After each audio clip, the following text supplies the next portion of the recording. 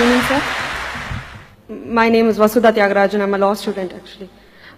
Firstly, I would like to thank you for giving us such an informative talk on terrorism and Islam. My question is, what do you think is the reason for the sudden increase in the number of terrorist organizations which are basically Islamic and they fight in the name of Islam? And since you say that Islam is giving the guidelines is that women, children, elderly people shouldn't be injured or killed, but there have been various bomb blasts and killings of women and children. What do you think is the reason for that? Thank you. The sisters asked a very relevant question, that what is the reason that there's increase in terrorist organization among the Muslims and so many bomb blasts, and especially when Islam says you should not kill children, etc. What is the reason? And that's a very good question. Personally, tell you again that personally I haven't met and interviewed any so-called 100% hardcore terrorist. I haven't met. But I can give the reasons, the logical answers why such thing may be happening.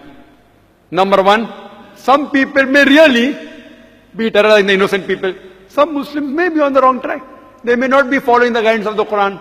Like you have black sheep in every community. One of the number one terrorists of human history, who it is? It is Hitler. He has incinerated 6 million Jews. So can I blame Christianity for that? Hitler was a Christian.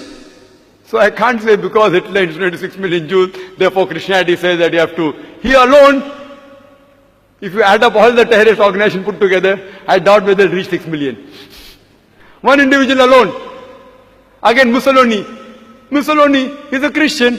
So just because Mussolini killed thousands of innocent people, that does not mean I can blame Christianity for that.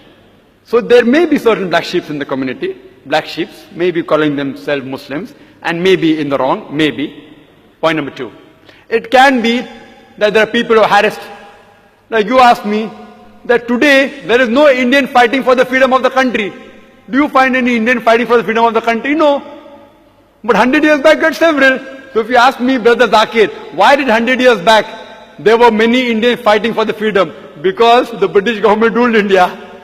That's the reason people are fighting for the freedom. Today the British government has gone back. So no one is fighting for the freedom.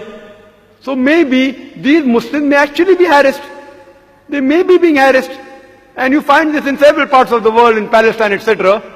That you find that maybe if you go to the history, if you go back to the history and you find that they have really been harassed, and if no one is coming out to help them, they are resorting to whatever means they have. Like the example which is given in the Bible, David and Goliath.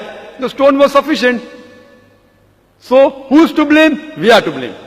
We are to blame that we aren't going to the root cause of the problem. If there's a terrorist organization, we have to go and really find out what is the reason that they have resorted to terrorism. The only way we can solve this problem, just by killing them, these terrorists, it will not solve the problem. If you kill one, there will be 10 emerging. What we have to do, we have to go and find out what is the reason. Why are you resorting to this method? We have to go back to the root cause.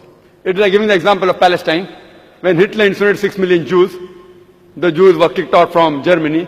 And the Palestinians, they said, Ahlan wa sahlan, you are our cousins, come and join us. It is like I tell a stranger that if you have a problem, come and stay in my house. After a few years, he kicks me out of the house.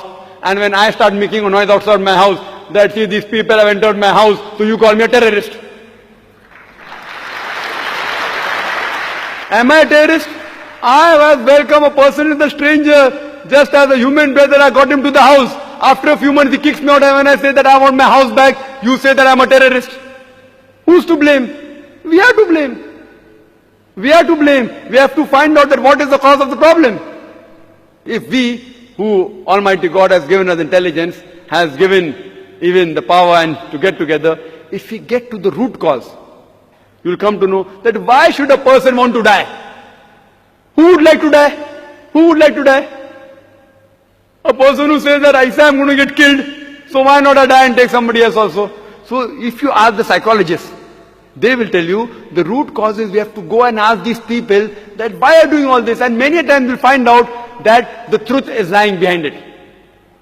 And the truth is that they may be being harassed, and some people may really be terrorists. Some people may be terrorizing the people for money, some people for fame, some people for politics. So I do agree, sister, that but majority what I feel that they are being troubled whether it be Muslims, whether it be Hindu, whether it be Christians, there has to be a backlash. If a person cannot bear whatever torture that he's undergoing, he resorts, the psychologists say, and I'm a medical doctor, I have done my studies in medicine, they have to retaliate. It is human nature. So why should a person who would not like to raise a finger, would like to carry a gun in the hand? Why?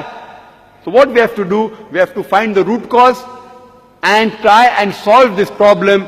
That's the only way we can see to it that these terrorizing the innocent people will stop and all human beings can live together as one brotherhood.